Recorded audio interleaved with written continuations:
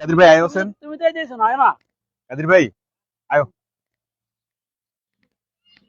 প্রিয় দর্শক, আসসালামু আলাইকুম। আমি আজকে এসেছি প্রান্তিক কৃষকদেরকে নিয়ে একটি লাইভ ভিডিও করছি। আমি আছি ব্রাহ্মণবাড়িয়া জেলার বিজয়নগর উপজেলার চর ইসলামপুর ইউনিয়নের প্রত্যন্ত গ্রাম এই পল্লীগ্রাম পল্লীগ্রাম চরমাধবপুরে। চরমাধবপুর গ্রামটি একটি নিভৃত গ্রাম। এই গ্রামের এক সময় যাতায়াতের ব্যবস্থা ছিল পায়ে হাঁটা অথবা নৌকা পথে। আজকে এসেছি সেই গ্রামে। আমরা জানি যে বেশ কিছুদিন যাবৎ 8 থেকে 10 দিন যাবৎ বৃষ্টির কারণে এদিকে ধানের মৌসুম চলছে, যেটাকে বলা হয় দাওয়া।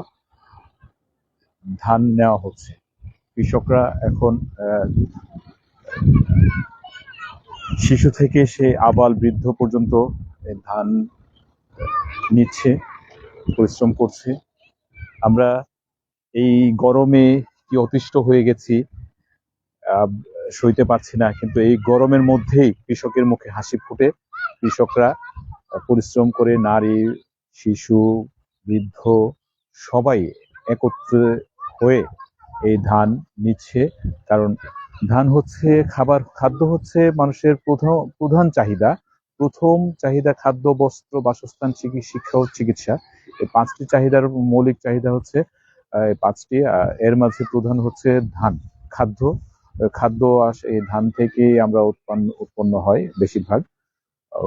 এই ধান কৃষকরা অনেক পরিশ্রম করে উৎপাদন করে, কিন্তু আমরা এই বৈশাখ মাসে বা এপ্রিল মাসের মাঝামাঝি থেকে মে মাসের মাঝামাঝি পর্যন্ত এই পরিশ্রম করতে হয় ধান নেয়ার জন্য। আমাদের জন্য এই পরিশ্রমটা করে।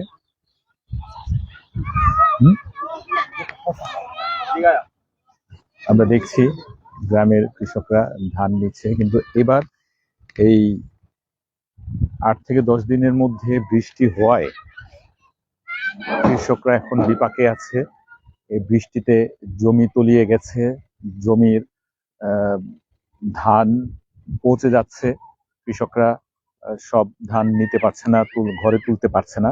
আমি আজকে এই জমির ধান ক্ষেতগুলো দেখাবো যে কি অবস্থায় আছে কৃষক। বাঁচলে, 68,000 গ্রামের কৃষক বাঁচলে বাংলাদেশ বাঁচবে, তথা মানুষ বাঁচবে, আমরা শহরবাসী বাঁচবো। তাদেরকে বাঁচাতে হলে আমাদের তাদেরকে ভর্তুকি দিতে হবে সরকার থেকে। ভর্তুকি না দিলে কৃষক বাঁচবে না, কৃষকের মুখে হাসি ফুটবে না। এই যে দেখুন, কালকে কাটা হয়েছে, বৃষ্টির মাঝেই এই ধানগুলো কাটা হয়েছে। এখন যে কয়েকটা জমির মধ্যে যাচ্ছি, পুরো জমি দেখানো সম্ভব নয়, তারপরও যতটুকু সম্ভব দেখাচ্ছি। এই যে বৃষ্টির পানি জমে ধান একদম পচে গেছে। কোনোভাবেই এই ধান নেয়ার সুযোগ নেই, কোনোভাবেই সুযোগ নেই। দেখুন, ধান একেবারে পচে গেছে। আমি যদি ভুল বলে না থাকি বা ভুল দেখাতে না থাকি, তাহলে দেখুন ধানের পরিস্থিতি একদম পচে গেছে। কোনোভাবেই এই ধান নেয়ার সুযোগ নেই। এছাড়া যে ধান এখন তো মেশিন দিয়ে কাটা হয়, মেশিন দিয়ে ধান কাটা হয়। মেশিন, এই বৃষ্টির পানি জমে থাকার কারণে মেশিনও গাড়িও এই জমিতে যেতে পারছে না, যার কারণে এখন লোক দিয়ে, শ্রমিক দিয়ে ধান কাটাতে হচ্ছে। প্রতি বিঘা, প্রতি কানি বা প্রতি বিঘা জমিতে ধান কাটাতে হলে শ্রমিককে দিতে হয় 15,000 টাকা প্রতি বিঘা। এছাড়া কাটিয়ে এনে তারপর ধান ছাড়তে হয়, ধান মাড়াই করতে হয়। ধান মাড়াই করতে গেলে আরো 2,500 থেকে 3,000 টাকা প্রতি কানি প্রতি বিঘা খরচ হয়।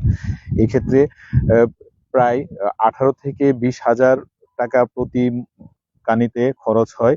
কৃষক এই শুধু ধান কাটা বা ঘরে নেওয়া পর্যন্ত 18 থেকে 20,000 টাকা খরচ হয়। আর বেশি উম, লাগাইতে পারলে জ- ইয়ে থেকে কাটা থেকে ঘর তোলা পর্যন্ত, আর যদি লাগানো থেকে বলা হয় তাহলে আরো আরো খরচ বেশি বাড়ে। আমি আমার পাশে দুজন কৃষক আছেন, আমি আজকে তাদের সাথে একটু কথা বলতে চাই যে আজকের এই জমির ধানের পরিস্থিতি কি সেটা তাদের কাছ থেকে জানবো। জনাব, আমার পাশে আছেন চর মাধবপুর গ্রামের একজন কৃষক, নাম কাদির মিয়া।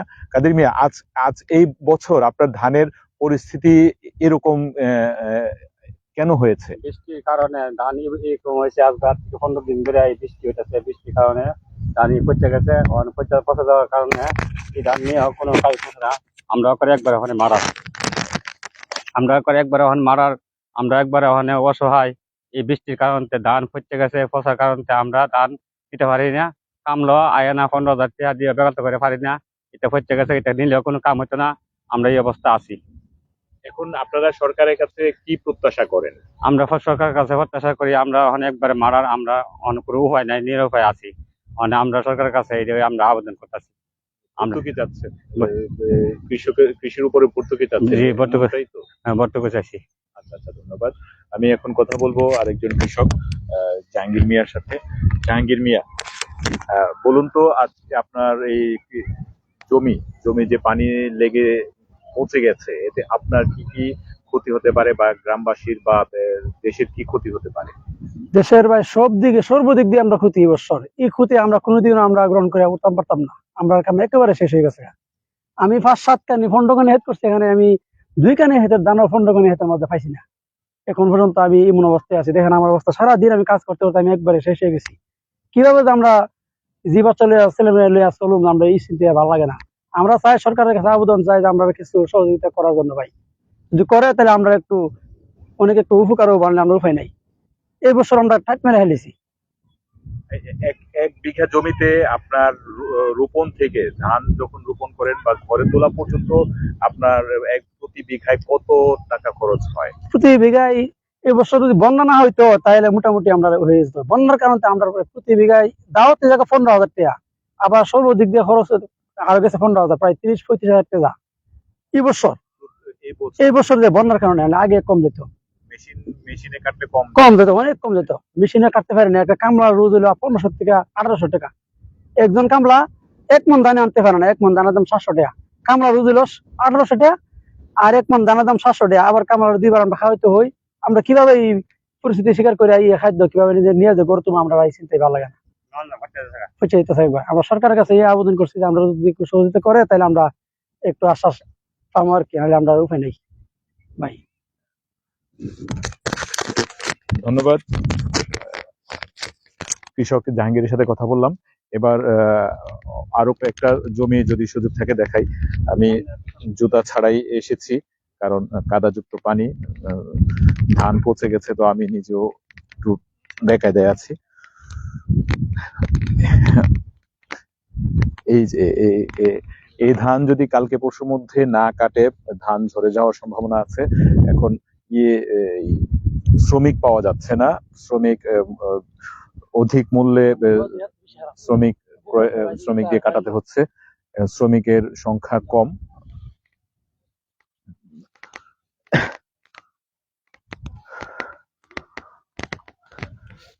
আমরা এই গত 8 থেকে 10 দিন, অর্থাৎ গত মাসের 28-29 তারিখ থেকে আমরা একটু বৃষ্টি দেখা পেয়েছি।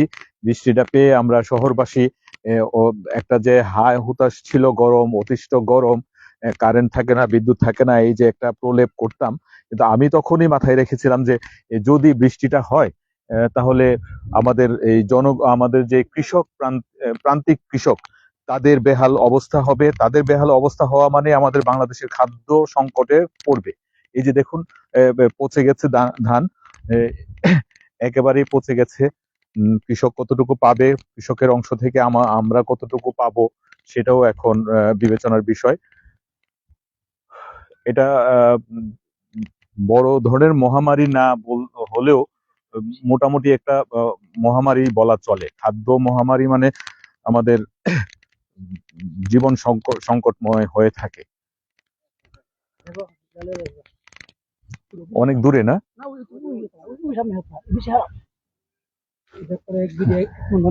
এই যে দেখাচ্ছি,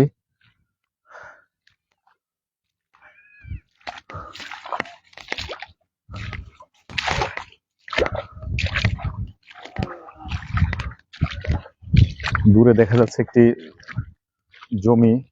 কৃষক যতটুকু পারছে তাদের জমি থেকে ধান সংরক্ষণ করার চেষ্টা করছে। এই কাদাযুক্ত পানিতে, কাদাযুক্ত জমিতে গাড়ি প্রবেশ করার, মেশিন প্রবেশ করার কোনো সুযোগ নেই, ঢুকতে পারে না। যার কারণে এই ধান সংরক্ষণ করতে হলে শ্রমিক ছাড়া উপায় নেই। শ্রমিকের মূল্য প্রতি জন 1500-1600 টাকা প্রতি হারে প্রতিজন নিয়ে থাকে। তারপরও নাকি সংকট, পাওয়া যায় না। এই যে ধান পচে গেছে, কৃষক ধান ফেলে চলে গেছে, নিতে পারছে না, সংরক্ষণ করতে পারছে না। আমি এখন এই জমিটা দেখাচ্ছি। এই যে ভাই, এটা আমরা কি করবো? এগুলা হাই ভাই দেখেন, গন্ধ বেরিয়েছে ভাই। আমরা গন্ধ যে বেরিয়েছে, তারপর আমরা এগুলো নিতে চাই, পারতেছি না। ভাই একবারে মরে গেছি গা। এই যে দেখেন ভাই, মানুষ যে খুবই বাজে অবস্থা। ধান একেবারেই পচে গেছে পুরো জমি। আমি যা দেখাচ্ছি বাস্তবতা হচ্ছে পুরো ক্ষেতই অংশটুকুই পচে গেছে। হাওর বা বিল জমির অংশ যা আছে অধিকাংশই এখন জমিতে রয়ে গেছে। কোনো ধান আর মাঠ থেকে ঘরে ফিরছে না, ঘরে তোলা যাচ্ছে না। পচে যাওয়াটা একটা অভিশাপ বললেও চলে। আমরা জানি না আমরা এখন কোন প্রান্তে রয়েছি, বাংলাদেশ কোন প্রান্তে রয়েছে জানি না। তবে খাদ্য সংকট মানে একটা বৃহৎ আকারে মহামারীর মতোই ধারণ করে। আমরা এটা প্রত্যাশা করি না। আমরা প্রত্যাশা করি এখন এই কৃষকদেরকে যদি বাঁচাতে হয় বা খাদ্য স্বয়ংসম্পূর্ণ হওয়াটা আমাদের খুবই প্রয়োজন। 68,000 গ্রামে আমাদের কৃষক আছে। এই কৃষকদেরকে বাঁচানো আমাদের নৈতিক দায়িত্ব হয়ে পড়েছে। সেক্ষেত্রে সরকারের এগিয়ে আসাটা খুবই গুরুত্বপূর্ণ একটা বিষয়।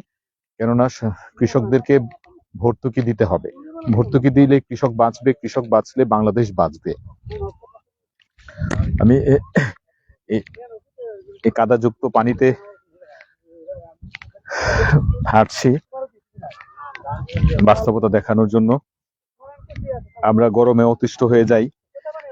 বিদ্যুৎ না থাকলে সরকারের দেই বকা, যে কোনো সরকারকেই আমরা বকা দেই, সরকারকে অস্থির করে ফেলি। কিন্তু বৃষ্টি হলে একটু শ্বাস ফেলি। এই বৃষ্টি কৃষকের জন্য ধান ঘরে তোলা পর্যন্ত, ফসল ঘরে তোলা পর্যন্ত কৃষকের জন্য বৃষ্টির একটা অভিশাপ। বৃষ্টি, ঝড় বৃষ্টি অভিশাপ। এই অভিশাপে কাল হয়ে দাঁড়িয়েছে কৃষকদের জন্য। দূরে দেখা যাচ্ছে প্রান্তিক কৃষক, স্বামী স্ত্রী, ছেলে মেয়ে, বউ ছেলে মেয়ে সম্মিলিতভাবে তাদের ফসল সংরক্ষণ করছে।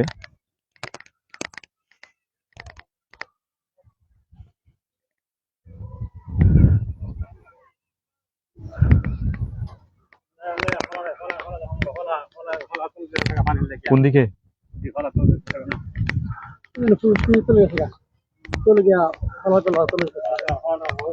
এখানে হলা বা খলা বলা হয় যে ধান কেটে যে একটা পরিষ্কার জায়গায় এনে রাখা হয় তাকে বলা হয় খলা বা হলা। গ্রামের ভাষায় বলা হয় হলা। এখানে একটি খলা ছিল। এই খলাতে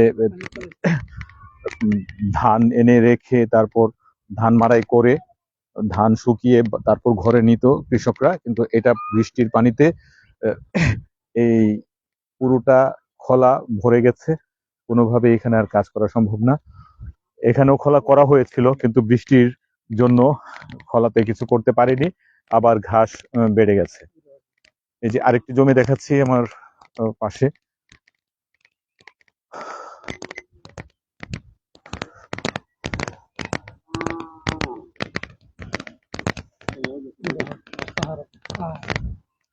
এই যে দেখুন পুরো জমি তলিয়ে গেছে, ধান নেয়ার কোনো সুযোগ নেই।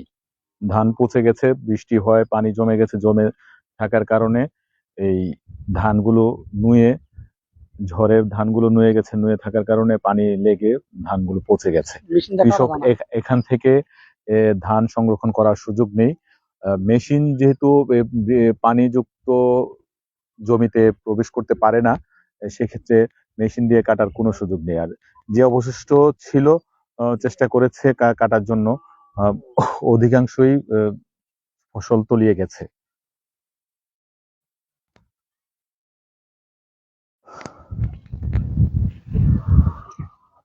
ওদি কাটতে তাল দিতে মোট না হয়ে গেছে।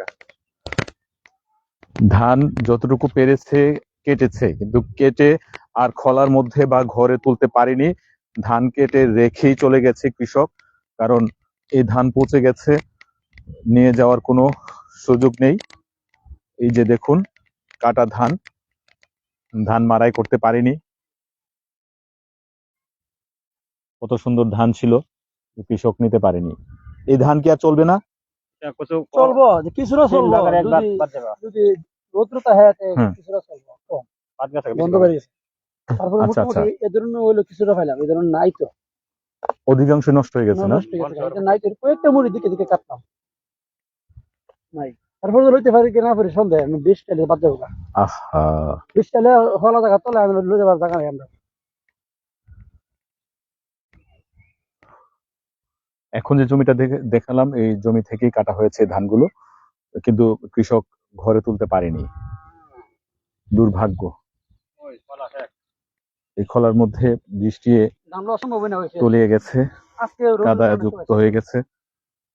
আমরা বৃষ্টি হলেই আমরা বাঁচি, গরম থেকে বাঁচি, গরমের অতিষ্ঠ হয়ে যায়। কিন্তু এই গরম বা রোদ কৃষকের জন্য একটা আশীর্বাদ ছিল।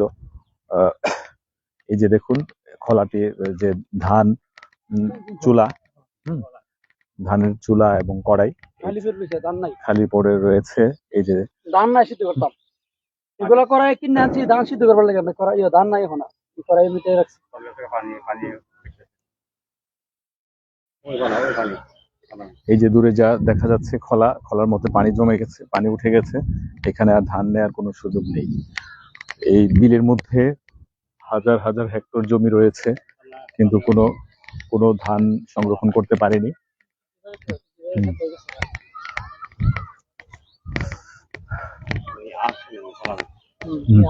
এই যে এটা ধানের খলা, এখানে ধান এনে রেখে বাছাই করে, মাড়াই করে, তারপর ধান সিদ্ধ করে শুকানো হতো। এখন হাঁস বিচরণ করছে এখানে। আমার পাশে আমি আরেকজন কৃষককে পেয়েছি, যে কৃষকের কাছ থেকে জেনে নিব যে আজকের এই যে বৃষ্টিতে তার জমি নষ্ট হয়েছে, তার কি ক্ষতি হয়েছে, এটা একটু জেনে নিব।